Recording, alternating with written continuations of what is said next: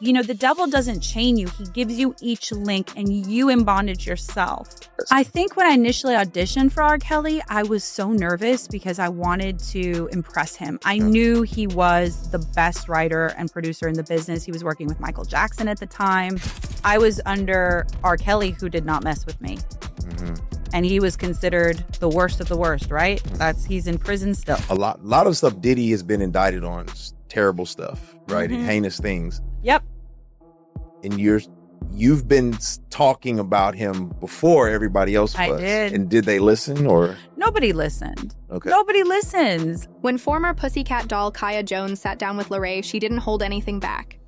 What started as a casual talk turned into a shocking look inside the dark side of the music industry, an industry she described as full of manipulation, control, and spiritual warfare, all hidden behind fame and glamour.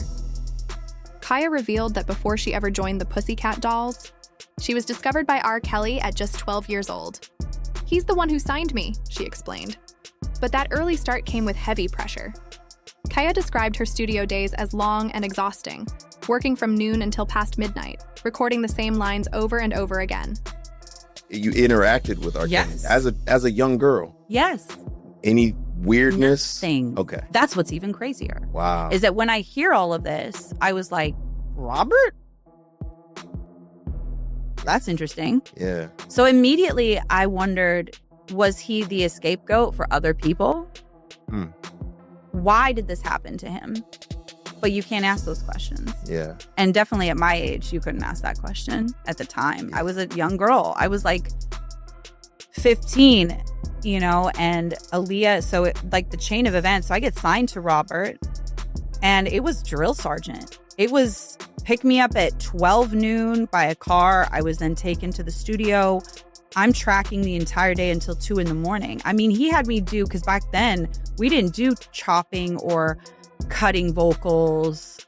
There was no auto-tune. There was no autocorrect. It was tape. So if you started bad and it went off midway, again. And it was like, I remember we did one song 111 times till my throat actually was bleeding on my pillow the following morning because I was singing from my throat and not from my diaphragm. And so that's my encounter with Robert was like drill sergeant. Drill sergeant, take it seriously, no joke. There was no, I mean, I never even saw the man smile. He was so stern. You saw the with me. workhorse side. Oh my of him. gosh. He was so, yes. Like he had me doing jumping jacks in between a song because he wanted me to be ready to like push. And I was thinking, like, I came back to the mic and I was like out of breath. And he was like, that's not what I'm expecting. I'm expecting you to sing, like push. And I was like, I did not understand. And I would actually go into the bathroom and cry. So he had a thing where he was like, don't let her go into the bathroom because she's going to go cry. And he was very, very serious. So then I picked up smoking because it was the only thing the guys in the room would allow me to go outside and do to take a break because they smoked too.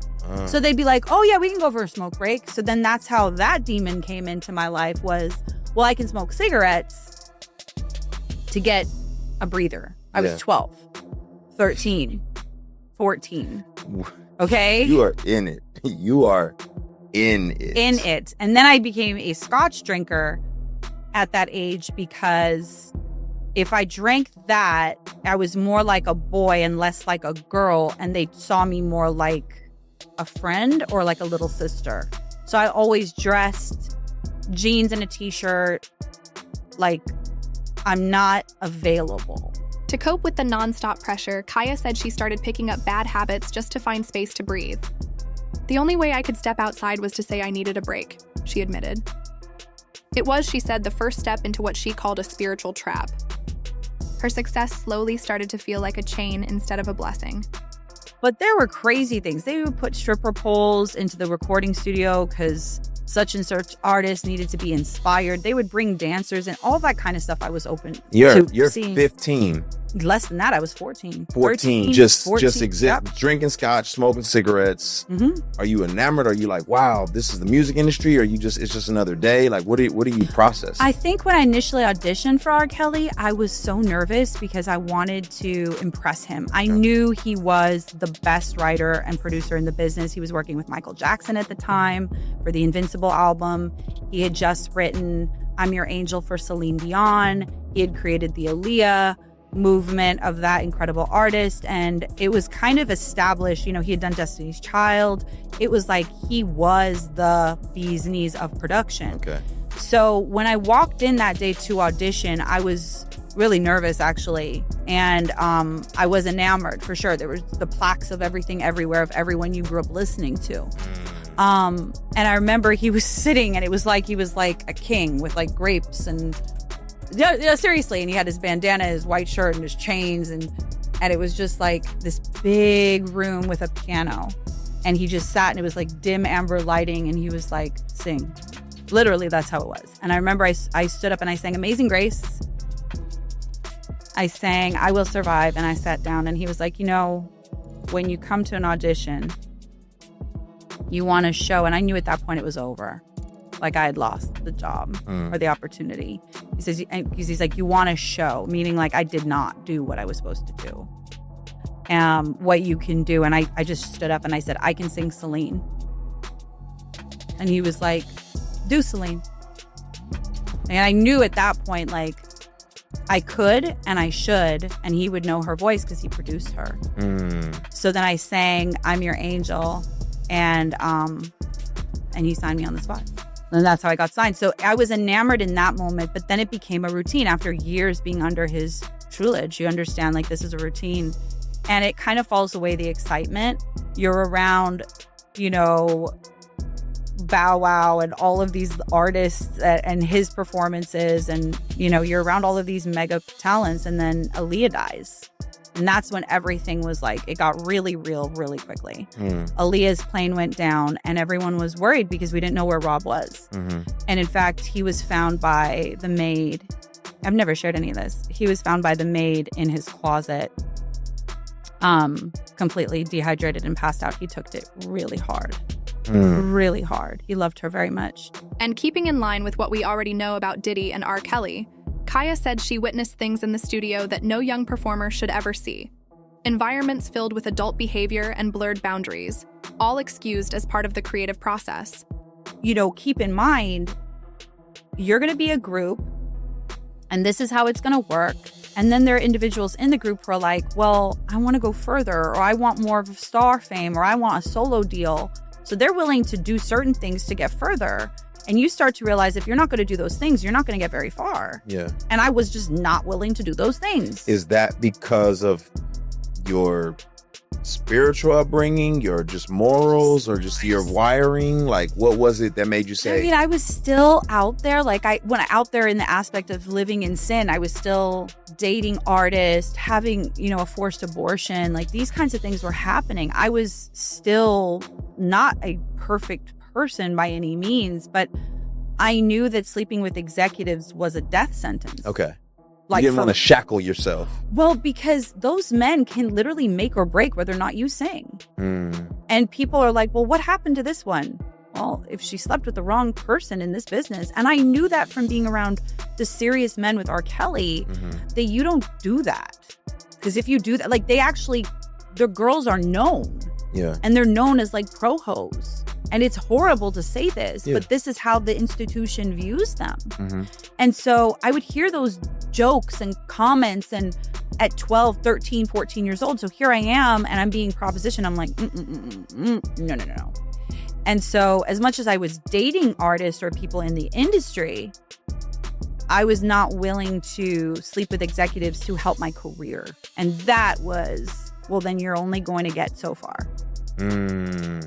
She remembered one heartbreaking moment, performing on stage and revealing clothes while still recovering from a personal loss, only to notice two young girls in the audience looking up to her. That moment, she said, broke her heart and made her question the image she was being forced to portray. By the way, like, while I was losing my child and Patti LaBelle is like singing, on stage, and this is Divas Live, and I'm like coming through the audience, and I'm at like the top of the row in,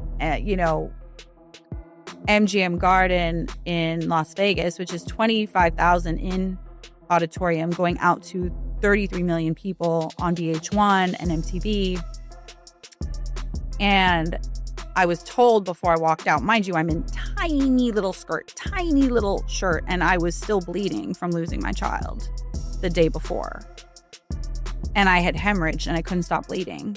And there's these two little girls in the front row, and one was like 3 or 4, and the other one was like 7 or 8, 6 or 7, something like that. And she just looked at the little one and said, "Oh, Mama, she's a PussyCat doll."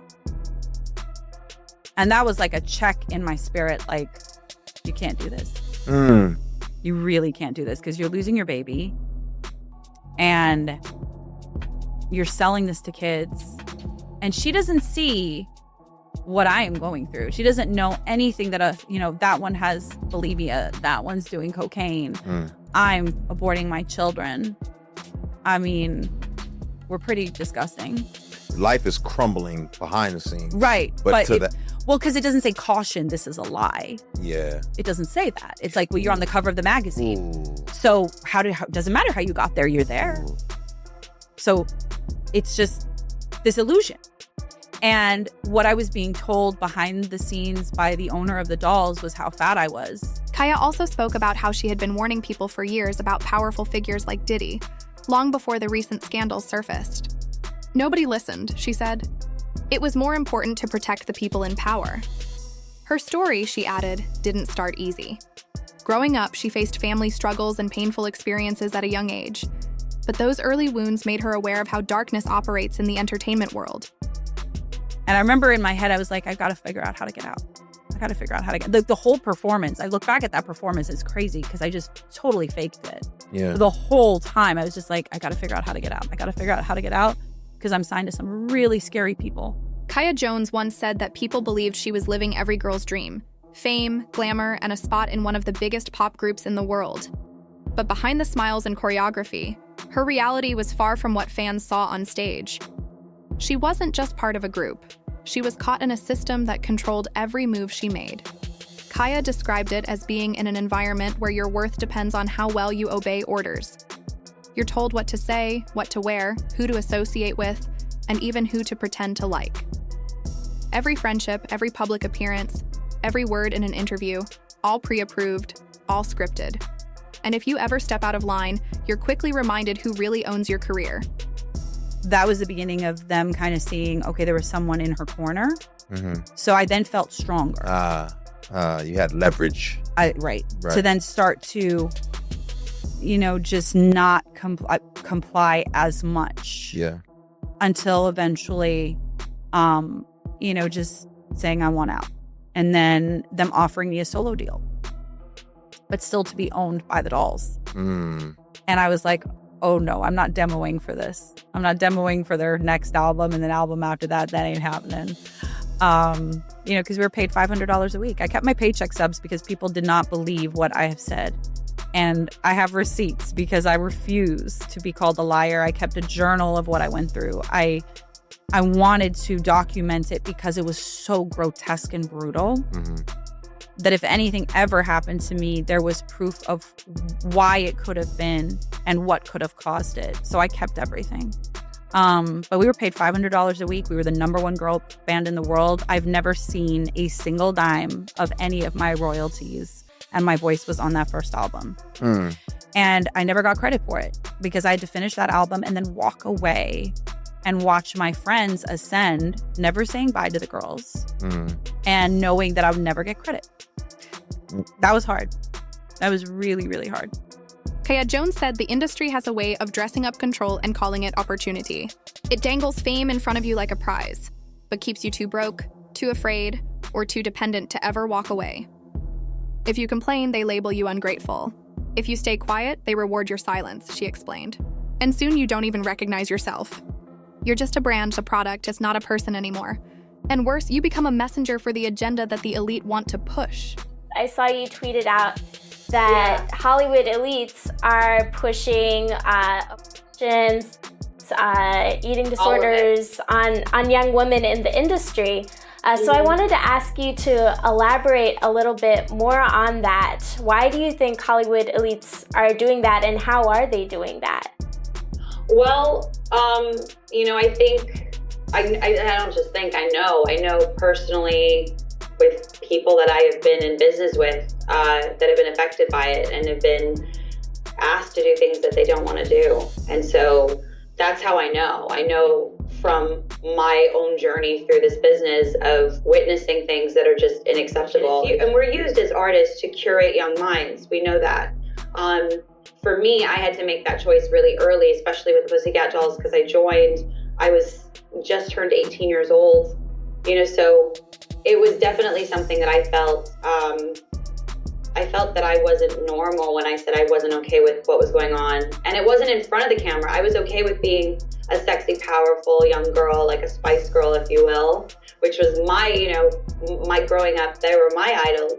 And I had this like crazy, wacky moment, where I was performing at MGM Grand Garden Arena in Vegas, and it's for Divas Live, and Patti LaBelle's wailing, and we're going on after Patti LaBelle, and there was these two little girls in the front row, and I was coming through the audience, only me and one other girl. The rest of them were coming up on a riser. And there were two little girls, and one was like 4 years old, and she went, oh, she's a PussyCat doll. She was so excited to see us, and that was her reaction to me, and I just knew in that moment I couldn't do it, because this isn't what I would want any little girl to be, what was being pushed on us and what I was going through at that moment in time and what we had just endured backstage. And so it was a lot of the back end that I wasn't okay with. She compared it to what Britney Spears once spoke about, feeling like a cash cow, a puppet in a business that uses you until there's nothing left. The pressure, she said, is constant. The fear of being replaced keeps everyone compliant. You start believing that this suffering is the price of success, Kaya revealed. And worst of all, if you're a woman working for men who see you as disposable pieces of meat, you are truly living in hell on earth. On earth. You said you weren't in a girl group, you were in a promotion ring. Yep. And you just so happened to sing and be famous. Like, it's the easiest way to make it as clear as possible. Britney Spears has talked about how it felt like she was trafficked. I mean, that's a very similar word to prostitution. Yeah. Think about it. Yeah. We feel as though we're being like a cash cow, used, told what to do, what to say, what to think. Correct. Who to date, who to not date, who's your friend, who's not your friend, to the point where there's nothing organic anymore. There is no being led by the spirit. It's all already contrived for you. So, and then you're not paid very much because you can't leave. If you don't have enough money, then where are you going to run to? Where are you running to? You're going to give up your dream? I mean, this is your dream, right? Here's the carrot. Right. Here's your dream. And so it's almost impossible to get out. So when I see artists that are there, I'm like, God, make a way so they can get out. So you were saying no one would believe you if you were saying like there's this demonic stuff happening here. They wouldn't believe you. No. And it's interesting, right? Because like you fast forward and it's social commentary about this stuff all the time. Like even I think of like yes, it is. I think of like like a lot of stuff Diddy has been indicted on, terrible stuff, right? And heinous things. Yep. And you've been talking about him before everybody else was. I did. And did they listen or? Nobody listened. Okay. Nobody listens. I was telling everybody that I was going through stuff. When I left the dolls, I remember telling a reporter at Hollywood Reporter what I went through. Did it ever come out? Did anyone ever hear it? No. It was more important to protect people in power and positions. And my God is greater than all of you men. She told reporters the truth about what she endured, the emotional manipulation, the false promises, and the coercion. But her story was buried. The machine protects its own, she said. Powerful people stayed protected while she was dismissed as bitter or crazy. And this wasn't the first time Kaya tried to speak up. Back in 2017, she spoke publicly about the abuse and harassment she says she endured during her time in the industry. Kaya, thank you for taking some time to speak with me after the panel. Yes, Appreciate thank you it. for having me. So during the panel, Yes. you touched upon a few times Yes. the issue of sexuality in Hollywood and Yes. how it's impacting the kind Yes. of content we're seeing on the Correct. screen. Could you elaborate a little bit on why that is the case in Hollywood based on your experience? It's evil. It's really just plain good and bad. You're dealing with a society right now which is just moral compass good versus bad, and it's to a point where if you're not willing to give something up, and that's why you see all of these very feminist women, which to me is like, to me they're not feminists because they're not, championing for me as a woman, but they're saying, kill babies, it's great. Like, what? These are the things that are being said to women. And so if you're constantly submerged in that filth of a mindset, that's what you're going to see. And that's what you're seeing in our culture coming from Hollywood. And it's sad. Kaya Jones, who was part of the PussyCat Dolls between 2003 and 2005, described one particular incident that she says still haunts her. As just one example, a record executive asked me to get into his car, and I accepted. We were in Las Vegas, all racing to get to the airport to fly back to LA after the show, she told the Daily Mail. It was just a 10-minute ride. I remember getting into the backseat of the limo with him, and within seconds, he jumped on me. I literally had to fight him off all the way to the airport. She was only 19 or 20 years old at the time, while the executive, she said, was in his 50s.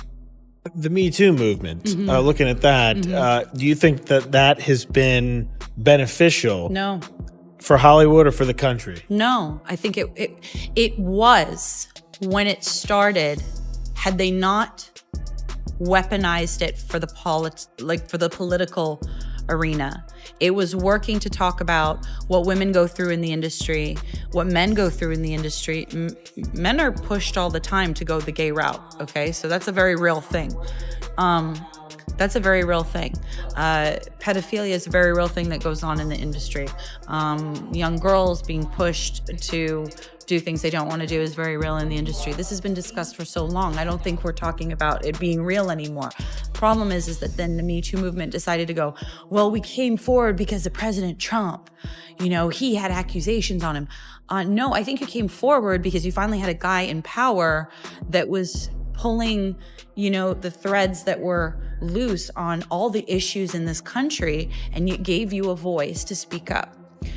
Then they decided to weaponize it, and the Kavanaugh hearing, that's where, as far as I'm concerned, you lost the movement because you weaponized it for political reasons. You mentioned that there's a second wave coming. There not is. Just the Me Too. There is. What makes you say that that's coming? Because I know. In terms of men. Because I know men that are coming forward. I know films that are being made discussing it. So I know a lot of men who have been abused in this industry, from they were kids in this industry to they were young adults and had to do things they didn't want to do. As the industry was rocked by the Harvey Weinstein scandal, Kaya took to Twitter, saying those revelations gave her the courage to speak out about what she had endured during her own rise in the entertainment world. Since she spoke up, many others have come forward with claims revealing the truth about powerful figures like R. Kelly and Diddy, and the things they've allegedly done to young performers in the industry. One of the most notable whistleblowers to echo these claims is Jaguar Wright.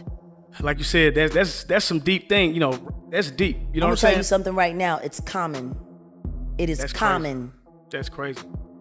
So how are these people able to keep going on with the career? What do you mean? Doing these heinous crimes. What do you mean? Like, I'm just saying. You ain't never had a boy that did a whole bunch of dirt and you let him make it? You telling me that never happened? You never had somebody in your life who was dirty, who did dirt, and you let them make it? I see what you're saying, but think about that on a corporate level. Right. On a corporate level. R. Kelly was the first corporately sponsored pedophile in the United States.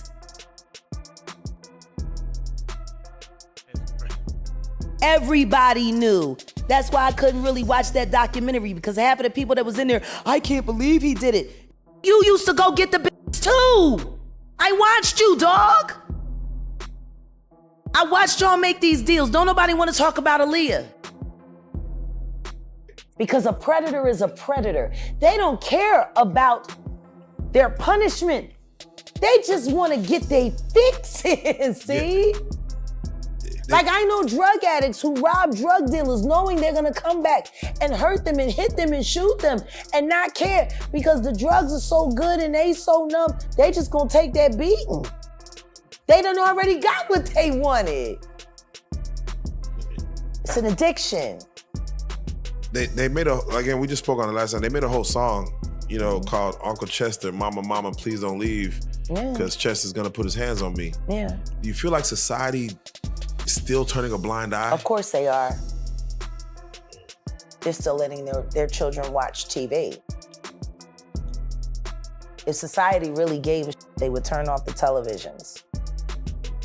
They would take away the phones. Their children's minds, they are being groomed around the clock. Now you really have to wonder. Every woman who's worked with these men seems to have a painful story to tell. How long will it be before we see some truly big names taken to court? Especially now that a precedent has been set with Diddy. Let us know what you think in the comments below.